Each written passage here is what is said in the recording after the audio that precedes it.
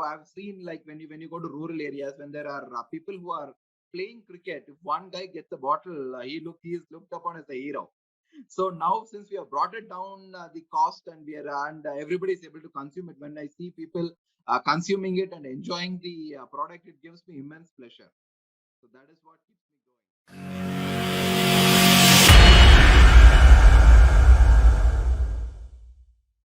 Hello, friends. Welcome to our Atmanirbhar series, wherein we bring before you interviews of entrepreneurs who have made their mark with their businesses. I am Vishnu Agarwal, founder of Buddhaditya.in, and I have with me today Mr. Prabhu Gandhikumar, founder and CEO of TABP Snacks and Beverages. Welcome, Prabhu, to our show. Hi, thank you for having me. Pleasure. So, Prabhu, let us start by knowing about yourself and what you do. Absolutely. So we are a startup based out of Coimbatore.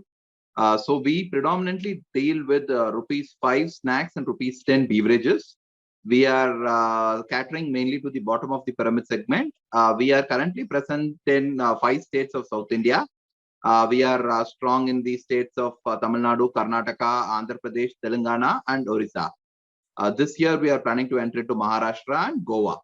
Okay. So this is very brief about us. We started this company in 2018, and we have grown multifold in a few years. So that's a good journey that you have made so far in the last 3 years. So since you are saying you are a startup, I guess you are registered with the DIPP, right? Yes. So what problem as a starter are you solving for the common? Okay. See, the thing is, the rural populace, they want to really have a juice or a beer or a beverage, a carbonated fruit drink or a thing like that with them, but they are not able to access it in a what to say, like for example, in 10 rupees pack. Whatever Coke or Pepsi is providing to them is in a 25 rupees, 30 rupees MRP kind of things, which is available to them. So for a person who's earning like 300 rupees or 250 rupees per day, making instance consuming a bottle of beverage of which is going to be 10% of his per day's income is next to impossible. So if kid wants to have a beverage or something like that, he was not able to afford that. That was the reason why we started this company in the first place. And another thing is people who are consuming lassi or buttermilk or stuff like that. They for them and holding a carbonate instance a bottled beverage is an aspirational product in the rural areas, in the semi-urban areas, things like that. So when we decided to start this company, most of the startups were predominantly focused only on A plus and A consumer, direct to consumer, supermarkets, all this stuff. Nobody was trying to solve the problems which the bottom of the pyramid was having. That is having a tasty, affordable beverage at rupees 10. So that is what is the main problem we started solving. And starting with that, we have introduced our 5 rupees products of snacks, which is also picking up traction very fast. So great. So price is the competitive advantage that is there for your product. But right, our viewers and I would like to understand, how can you provide the same product at such a low cost? Is it the quantity that you're providing is less, or you're compromising with the quality then? Not really. The thing is, couple of things that play here. We don't do much of marketing. So, for example, Coke or Pepsi spends at least like 1,500, 2,000 crores every year on marketing, and that actually goes into making their product into a that the product has to carry that cost. That is the first point. Second point, most of the products what they have has to stay in the shelf for 4 months to 5 months for it to sell. So they end up making a thicker bottle so that the gas doesn't escape or their product doesn't spoil. So our products are placed at rupees 10, where we are able to move it much quickly. The turnaround time is much quicker. So we were able to value engineer a packaging. A packaging is almost 35-40% of the cost of the bottle rather than the product inside. So when we did a lot of value engineering there, we were able to bring down the thickness of the PET bottle itself, the preform, the grammage of the preform, which helps in multiple ways. Once, it saves money for us and for the end consumer. Two, it is also good for the environment, as there is the amount of plastics which is getting used comes down a lot. So these are the multiple ways we have done it. Fine. So does that also mean that you need to have your production set up near to the market? You cannot have it too far. Yes, absolutely. So if you take our production plan, we always try to have as many third-party bottling units nearby to the major consumption points as much as possible. Like for example, today we are working with 6 bottlers. We have a plant in Coimbatore, which is catering for mainly to produce the concentrate. We have a plant near to Tirupur, which is producing concentrate, which is producing bottles, and it caters to the west instance to the I would say middle part of Tamil Nadu. Then you have a plant in Krishnagiri, Dharmaburi, which caters to the Andhra market and also to the western Tamil Nadu. We have a plant in Mysore, which caters to the Karnataka market. I have a plant in Chennai, which caters to the Chennai and North Tamil Nadu market. We are also present in Aurangabad, where we are manufacturing Tetra Packs alone. But slowly we want to establish a presence since we are entering into Maharashtra very quickly. Great. So are you not compromising with the entry barrier by having multiple bottling units? Not really. It's actually a very, we follow an asset-light model of production. So we outsource the production completely to third-party manufacturers who are willing to invest in the plant and machinery for us. Okay. So they run the plant. We provide the concentrate. Our quality control person is in the plant. So he ensures the quality is consistent throughout whichever plant it's getting produced. Great.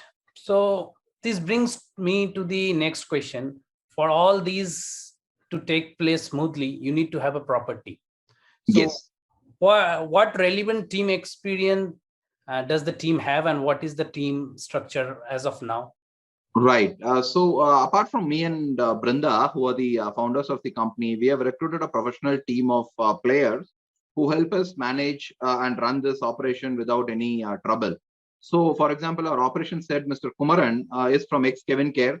He has worked in multiple consultancy products. He's predominantly a quality person, quality control and quality standards kind of person who was also into new product development and such like that. So we recruited him for all our R&D activities. We have Mr. Hariharan, who has more than 30 years of experience in the beverage segment. Hariharan is ex-Coca-Cola. Then he worked with Ma Juices, which got bought out by Kevin Care. And he has set up and managed multiple beverage bottling units for James. And he has joined us. Now he takes care of all the operations part of it. We have Mr. Raja Saranan, who is heading the sales division. He has also more than 29 years experience. 33 years of experience in the sales stuff. He has worked for multiple small companies like us. And he has a very good connect with all the distributors. So this is my core team whom we are working around, and that helps me scale very fast. So all of them are on payroll of the company, or you have a different structure to keep them motivated?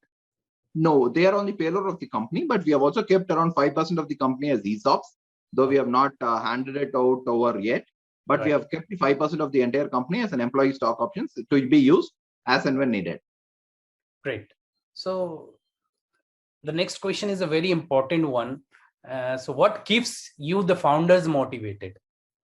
So the ability, for example, the reception which we have got in multiple places when we were able to give that a person who's earning, who's not able to afford that drink for 25 rupees, 30 rupees, 40 rupees. People used to previously buy one bottle and share by five people who used to share one. And I've seen, like when you go to rural areas, when there are people who are playing cricket, if one guy gets a bottle, he is looked upon as a hero. So now, since we have brought it down the cost, and everybody is able to consume it, when I see people consuming it and enjoying the product, it gives me immense pleasure. So that is what keeps me going. Indeed. So, I mean, how big is the market? Obviously, you have said that you are now catering to 3 to 4 states and looking forward to Maharashtra and Goa. How big? What is the size of the market? See, if you take the non-alcoholic beverage market in India is about close to 1,20,000 crores. Okay. Of that, the beverage market size as such, if you take the tea and other coffee and the other stuff outside, it is close to a 40,000 crore market.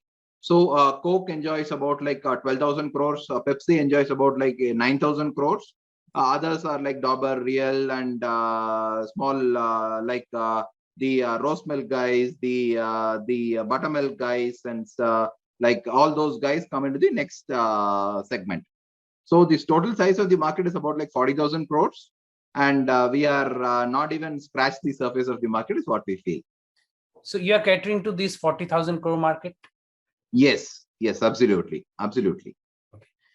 Now, my next question is then, in terms of geographical area, do you first go to the rural areas since your product is rupees 10 and rupees 5 marked, or you go to some other straight away go to the market where you find the production capacity nearer? Because there can be a situation where your area market may not have the production capacity, or the production capacity where you may not find the appropriate market over there. So how do you deal with that problem? See, we don't restrict ourselves currently because we are a small startup. So wherever the order is, we go. We don't restrict ourselves to. We have the only restriction what I have now is we will not go anywhere above Maharashtra or Orissa, because then it becomes a challenge, a different cultural thing. Right. But anywhere in South India where we are getting orders, we keep supplying. We build capacities. Like for example, Orissa has suddenly become our third largest market today. But we don't have a bottling plant there. We are actively sourcing for a bottling plant there. If I had stopped, though the transport cost is high, I don't make much money selling it in Orissa currently, but we have built a very good base there. The brand visibility has increased a lot in Orissa. So what I feel would end up happening is once we have a bottling plant there, then the cost of operation comes down and we start making money. Right. Another thing which we found is when I started the company, I just started it mainly for the rural market, but what was a revelation for me is when I went to, like, for example, Chennai or a city like Bangalore consumes a lot of my beverages. So when I went and saw who are these guys who are doing this, we found out there are a lot of laborers class who are maids, who are taxi drivers, who are Swiggy drivers, who still for them the 25 rupees is a big deal. So they are very happy getting this 10 rupees bottle and consuming it. So we are currently present also in the urban areas. Right. So are you witnessing any change in the consumer behavior due to this current pandemic? Not very, I would say drastically, but there is a shift. Whenever the cases go high, people are afraid to consume anything which might give them a cold. So cool drinks get hit.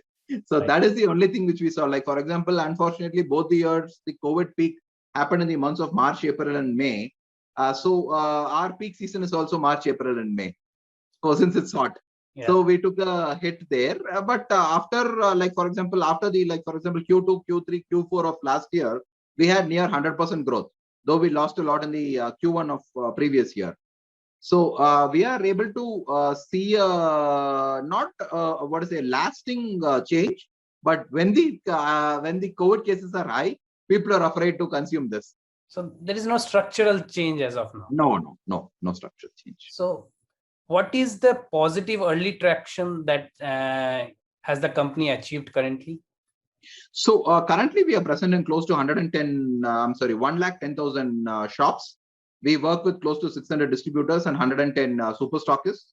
Oh. Our distribution network is completely owned by us rather than outsourcing it. So the repeat places where we have been there for a couple of years is extremely high.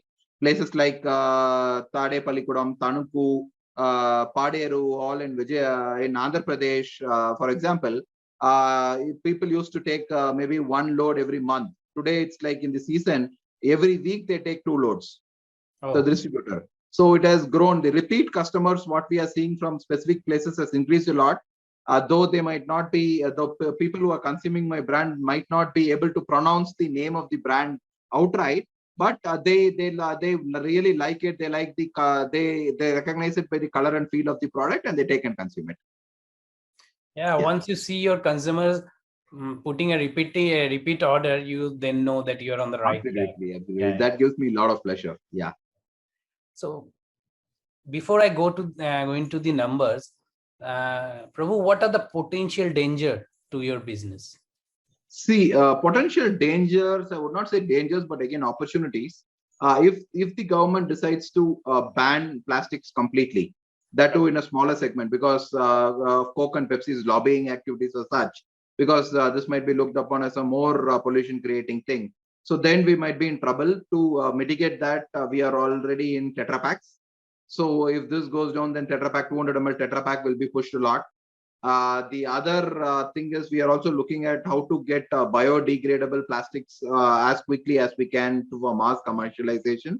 So that is a problem. Another challenge is we are dependent on crude prices rather than anything for our business. Though we are into juice manufacturing, we always watch the crude prices because the PET cap, the label, the transport cost, everything more than 50, 60, more than 60, 70% of the cost of the product is directly related to the petroleum prices. So if there is a sudden spike, we are in trouble. But going by the trend, going by the electrical cars coming in, I see a future where the crude is available for a much cheaper price and our margins are much higher. So we just have to ride it out and make sure we are there. So these are a couple of things which I think will be a little bit of a challenging thing to do. Yeah, but good entrepreneurs always find opportunities in these, as you Yes, write. yeah, absolutely. Yeah. So what is the current turnover of your company and what are the margins like? So last year we closed at a GMV of about like 34 crores. Okay. We are operating at a gross of about like 19 to 22%, depending upon the raw material cost. Okay. So this is our margin structure, what we are working on. That's a good margin. Yeah, thank you. Yeah. So have you raised any capital, and if yes, and at what valuation?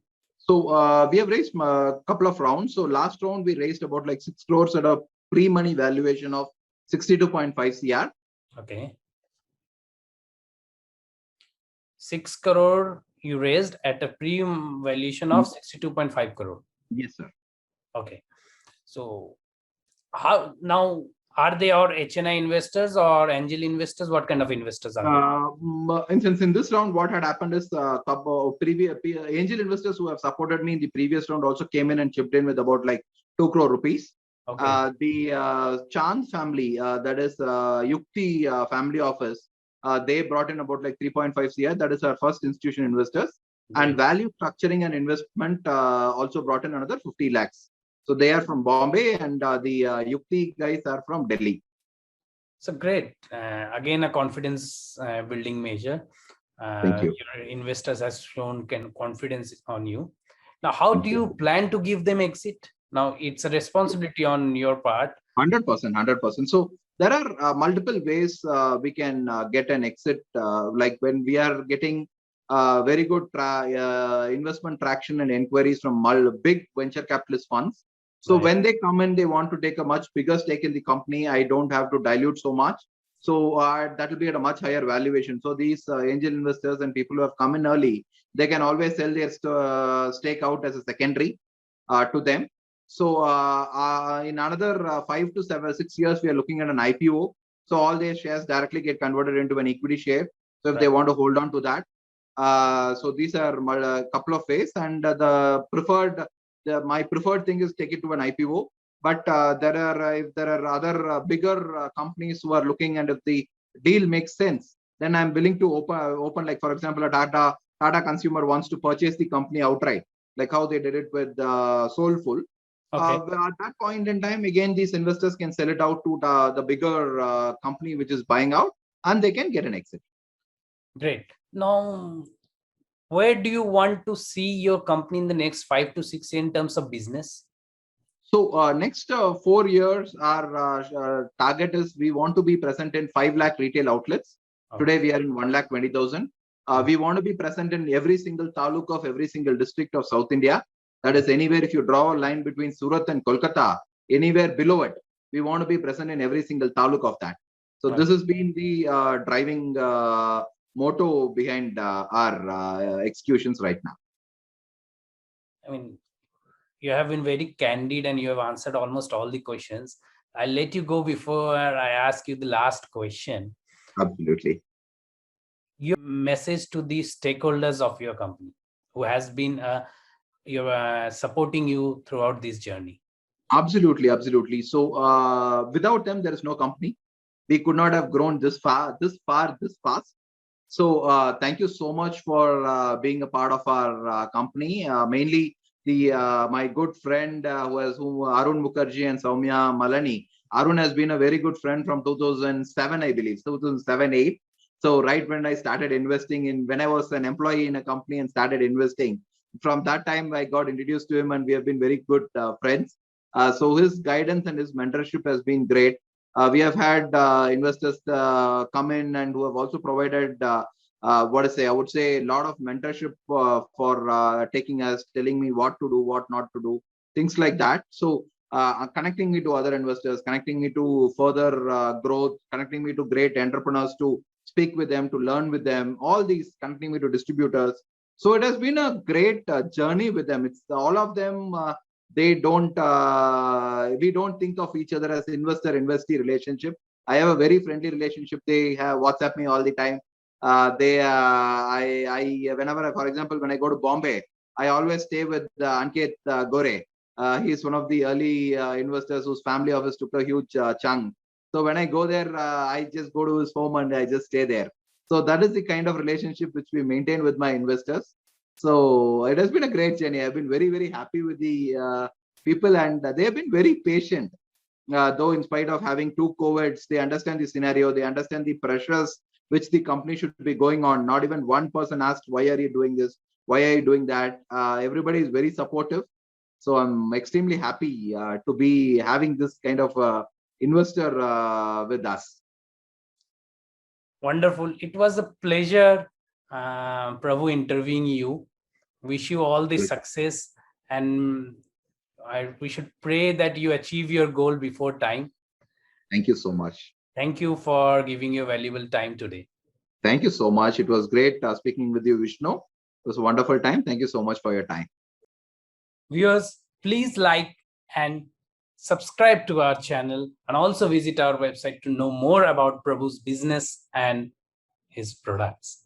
Thank you for watching. Thank you.